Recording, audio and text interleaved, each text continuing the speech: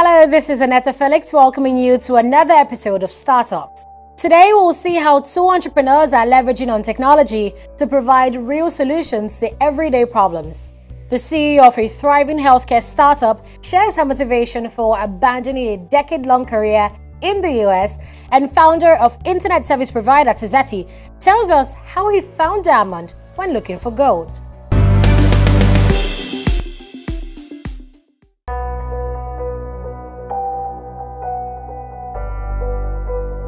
When I first got to Nigeria, in the first couple of months of being here, one of my friends died from taking a fake malaria pill. And that was, that had such an impact on me. I was, really sad for the family, really sad for, it to happen, but I was also really embarrassed and shamed. I felt so much shame. And I think it came from this idea that I helped build a health company in the US where I saw elderly people in their 90s plus living great lives because they have access to quality health care. And here in Nigeria, someone young can just die. My name is Vivian Nwakah and I am CEO of MEDSAF.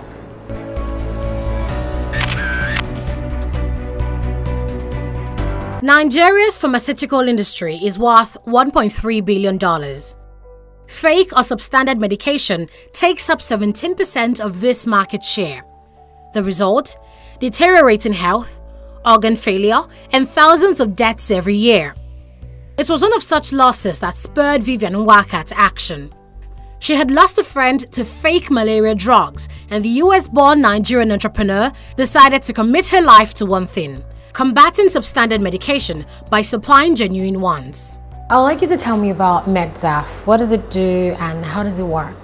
MEDSAF is a medication supply chain management solution for hospitals and pharmacies. What we found is that the supply chain, so medications getting from manufacturers all the way down to patients, has many issues.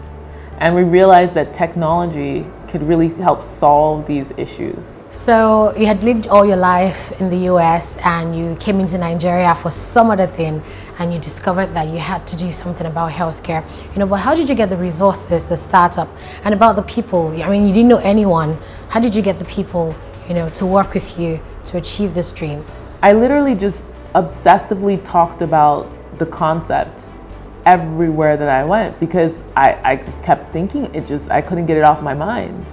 And so I would inspire someone here or there to help me with something, and then it just became a momentum that people just said, I'll help you do this. When Safe Medication for Africa, or MEDSAF, officially launched in January 2017, most medical practitioners were skeptical about her idea and were hesitant to partner with her. But MEDSAF finally landed their first medical supply deal in the same year, worth 200,000 naira. Tell me about your first client. I mean, that first person who said, okay, I'm going to put my money in MEDSAF. And how did it work out? Our first customer was a hospital called Paleon Clinic, run by Dr. Onya here in VI. And we explained the vision to her, and I think she just is a visionary, and she's thinking about the future of Nigeria. She's a doctor herself. She started her own hospital because of her own understanding of the challenges in the healthcare, and she wants to make an impact too. And she's thinking about, all of these issues that are affecting, the industry, so she's very knowledgeable about it. And I just think she was just like, close my eyes, let me just give these girls a chance. It was people like that just said, look, the vision is going to be the future of the pharmaceutical industry in Africa. And we need these startups to survive and to break in order to actually be able to make this happen and change this industry. MEDSAF's mode of operation is quite simple. Hospitals and pharmaceutical companies register on the website and order for medication. MEDSAF's team verifies them within 48 hours. They then order original products directly from the manufacturer, supply to the pharmacies, and receive payment on delivery. So far, over 400 pharmacies and hospitals are signed up to MEDSAF. Duro Sholaya Hospital is one of MEDSAF's 400-strong clientele. The hospital began to patronize MEDSAF since 2017, and they have only good songs to sing about their service. For the past 18 months, we've been getting quite a large proportion of our drugs through MEDSAF. They came in, and in an innovative way, they've helped us almost like restructure the procuring pattern, and they've been very good about the supplies. I really have no complaints about them. They deliver when they say they will deliver, and they bring the drugs packaged, well packaged and well supplied. And this is especially important for those of us who are clinicians in Nigeria because of the cost implications. A lot of us now in our practices depend on the generic drugs. So if you have somebody who is reputable and who you can actually hold on to to help you sort out among the myriads of generics for the real top quality one, then you tend to you are very happy about it and you rely on them. The Nigerian government has supported MEDSAF, not financially, but in form of exposure. The government sponsored the company to 3 different countries for international business events, where Vivian met top foreign dignitaries and pitched before a select crowd of investors. The government has been really supportive.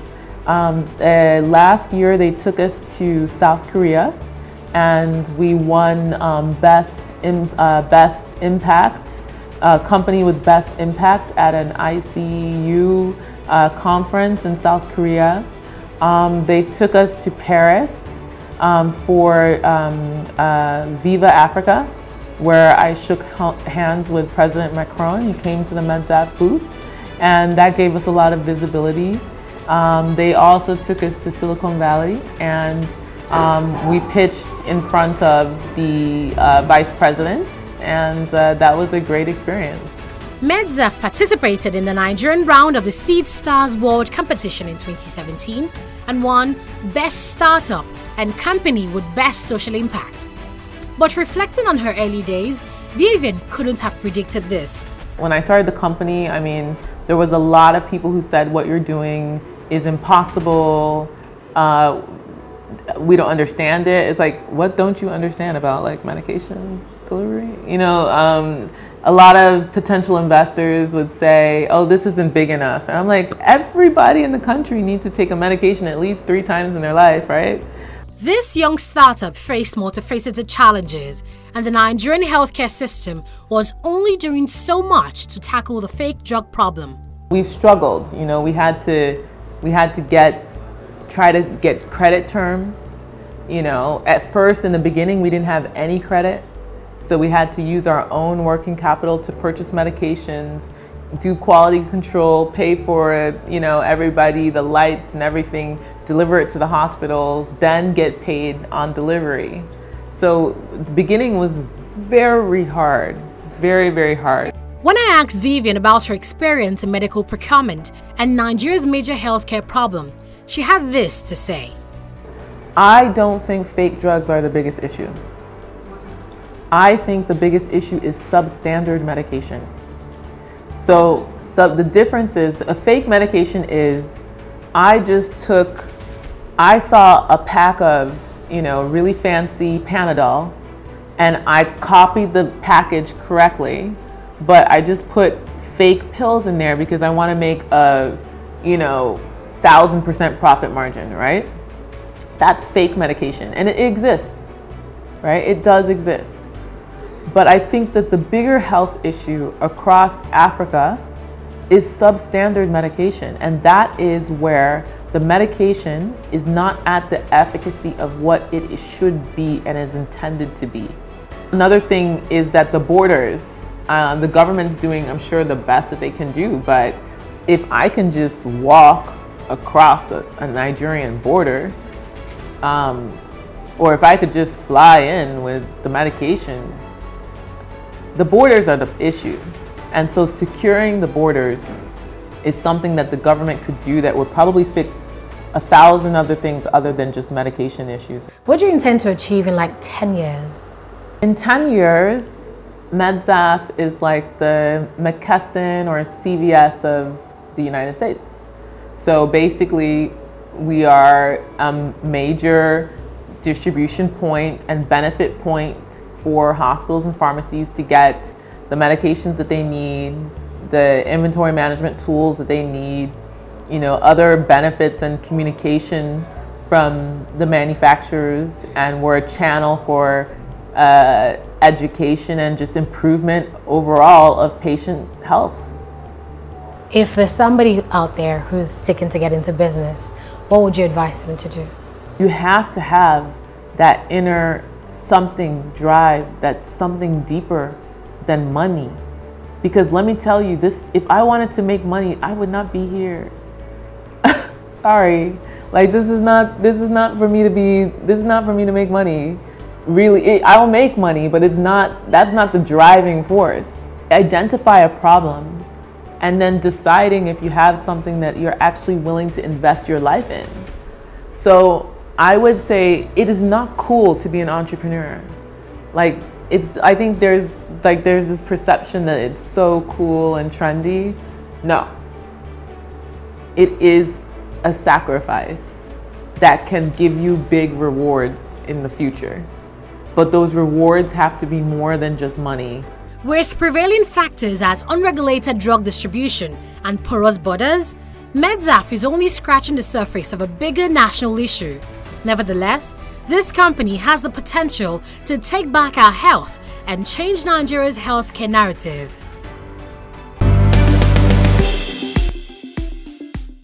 You know how we complain about paying for a monthly internet subscription several times in a month? Well, this next startup is aimed at solving that challenge and more. Let's see how.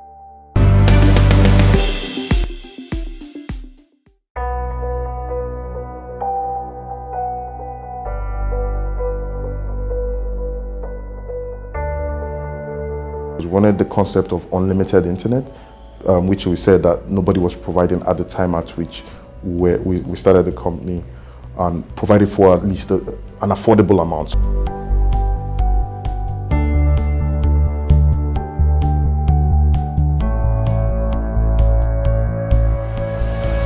My name is Kendall Ananyi. I'm the CEO and founder of Tizeti Network Limited. Necessity, they say, is the mother of invention. For tech entrepreneurs Kendall Ananyi and Vivian Nwakah, this apothegm couldn't be more true. They had set out to establish a video curation company to be the Netflix of Nigeria. They, however, hit a roadblock. They lacked fast and affordable internet service to run their business. Realizing the magnitude of the challenge, they decided to abandon the original plan and solve the internet problem instead. Our core service is the Wi-Fi.com.ng service, which is an unlimited internet service that you subscribe for it starts at about 9,500 Naira a month, and you can browse all you want. And it's really the most affordable unlimited service you can have in Nigeria today. Venturing into a capital-intensive business as this isn't easy without external funding. But Kendall did the unthinkable. He turned down an investment offer, deciding to bootstrap and figure it out on his own. So I talked to an investor, EcoVC, at the time, and then luckily for us, we got a term sheet, but we weren't too sure about taking an investment at that time. So we kind of turned it down and said it's better we keep going on our own till we figured it out a lot more. So we spent between 2014 and 2016 just bootstrapping the business. So basically when new customers come in, the profits from that, we use that to build another tower. And we had covered the entire, more or less the Lekki area, the main island part of Lekki and Ikoyi, Dolphin. In 2016, Kendall decided to take a shot at fundraising. They participated in the Startup Acceleration Program and raised $2.1 million from Y Combinator in March 2017. And in 2016, luckily for us, Y Combinator, which is the biggest accelerator in Silicon Valley, was coming down to Nigeria for an event. And we at the time thought that we were bigger than what we can get seed funding, so we had grown the business significantly, grown it a little bit beyond where we thought we were going to need to go to an accelerator. But we just said, well, let's provide the internet for the events that they were having to talk about the benefits of applying to Y Combinator. And after the event, I walked up to the CEO of Y Combinator, called Michael Sibel, and then pitched the idea to him of what we're doing. So he looked, I was like, oh wow, this is really nice, that I should apply to Y Combinator. That doesn't matter the size, we're still an early stage company, right? So we applied to Y Combinator, we got into Y Combinator, then we had to go to Silicon Valley for 3 months as part of the program. And after the program, we demoed to some of the top investors in the world, and we got a seed funding. We raised $2.1 million at that time. This was 2017, in March 2017. And then so we now had more capital to actually grow the business. So we now started expanding in the mainland. With a steady footing in the ISP business in Nigeria, Facebook partnered Tizeti to boost Nigerians' access to the internet. This new partnership blew up their numbers in terms of coverage and network capacity. Facebook has a huge focus in trying to improve internet service, the delivery of internet service. So they're looking for a partner that provides internet service in Nigeria. And today, if you Google unlimited internet in Nigeria, Tizeti actually is the first, Wi-Fi.com is the first site that comes up, which shows you from Google search ranks that a lot of people end up, when they search for unlimited internet in Nigeria, they end up at our sites, and that's how they sign up. So they're looking for a partner to actually go into partnership to deploy service. And because we're one of the smaller companies that are deploying internet, but also the fastest growing. So you want a company that can quickly deploy and you can get the impact of whatever project or partnership you guys go into. And that's one of the reasons that they partnered with us to get deploy the service that we have in partnership with them. Tizeti offers just one unlimited internet plan rather than several plans with different features and prices. So it's just one plan. That's why. So it's not because so there's no cap. So if we had various caps, then you would have more expensive plan. The only other plans we have are for the businesses. For the businesses, it starts at 15,000 naira. So the one for businesses, because businesses have a higher service level requirements, they want faster resolution of issues. They have a lot more users, so we give them a beefier router versus the residential customers. That's the basic difference between them. So based on the number of users they have using the unlimited internet, so that it doesn't slow down. Obviously, you don't want 100 people accessing internet for one person. So there's for a family, a typical family is 6 to 7 people, and maybe 2 devices each, 14. But a business, it starts from about 10 users, right? And each of the users will have 2 or 3 phones. So the business has more capacity than the residential customers. So. Tizeti continued to grow its operation across Nigeria with 270 staff members from its branches in Marwa, Lekki and Yaba. They have expanded from installing just one Wi-Fi tower in Lekki in 2013 to having almost 100 towers in Lagos alone in 2018. We have 80 towers in Lagos, in Lekki, around Lekki area, Shangotedo. We have in Dolphin area of Ikoyi. We have in Awolowo Road. We have towers in Bagada, Surulere, Magodo, around the Ikeja. We're also expanding into Enapaja and Yaba, where we started in the mainland. Kendall admits missteps in the early stage of running the business, realizing later that he could save money through innovation. We didn't know we could do things differently, right? So the first tower we built it exactly like the way the telecom providers did. We built a tower, we built a house to house staff there, and generators to run the first tower. But no sooner had we started, we now started seeing the issues with generators, which are normal issues. If you maintain it, that's good, but you have problems where they break down, and you have to get a mechanic. So we had a situation where the mechanic was coming very frequently, and it was causing a lot of downtime for the service. We also saw that we had to deal with a lot of issues trying to get diesel to the generator every couple of days, and turn it on and turn it off, and turn on the inverter. So we quickly realized that power was going to be a bigger issue than any other thing than we had imagined at the start of the business.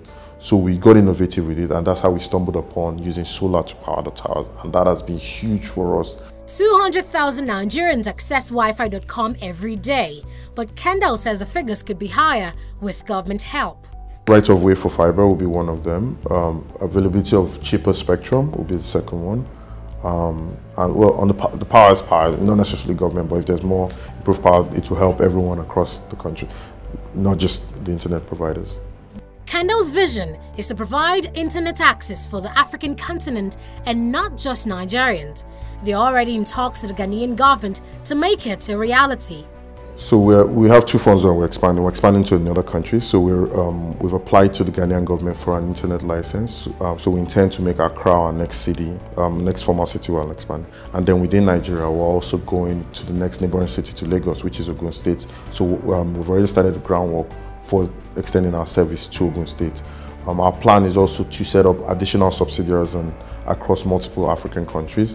That will, because usually clearing regulatory takes a long time. You apply to the government, it takes a while. So we want to set up all of the subsidiaries so that we have that corporate structure ready and then apply for the licenses we need in all the individual countries, because telecom is more regulated industry, and it takes time to go through that process. So we want to start very early and be able to be in multiple countries so that by our next round of financing, we'll just be rolling out to all these other cities across English-speaking West African countries and then French-speaking West African countries, while still simultaneously growing within Nigeria.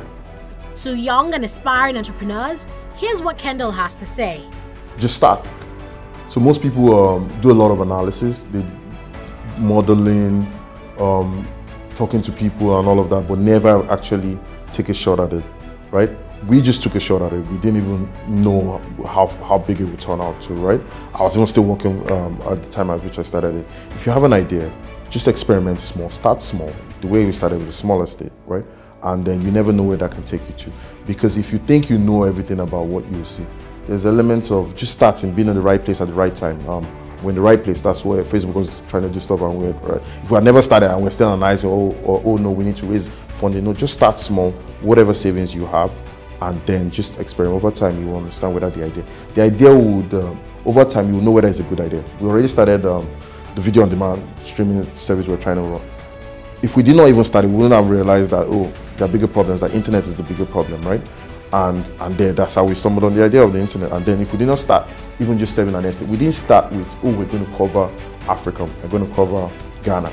No, we just started small, and from there we just kept on going. And that's how every business should think about it. You shouldn't overanalyze it, just already start. So that's my experience with that. Then secondly, keep your costs low, right?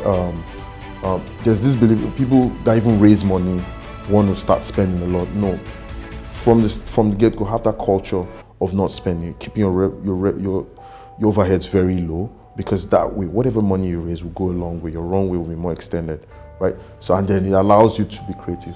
Then third one is spread out the word there. Get the word out there of what you're doing. We don't do that enough because we feel that marketing is expensive, right?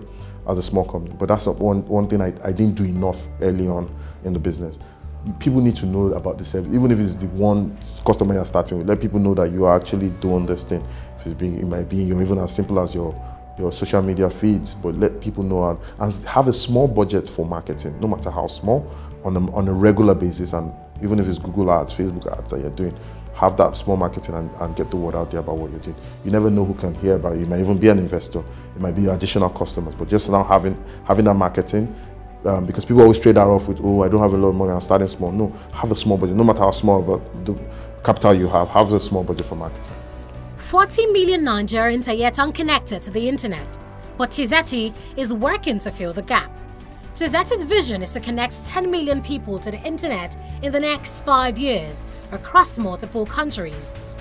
Already, the company is projected to cover the entire Lagos state by February 2019, and with millions of funding from key investors, Tizeti is on its way to connecting Africa to the world.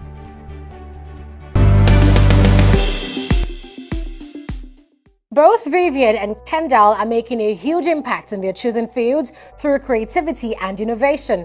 And it all started from a simple desire to solve a problem. Which one would you be solving?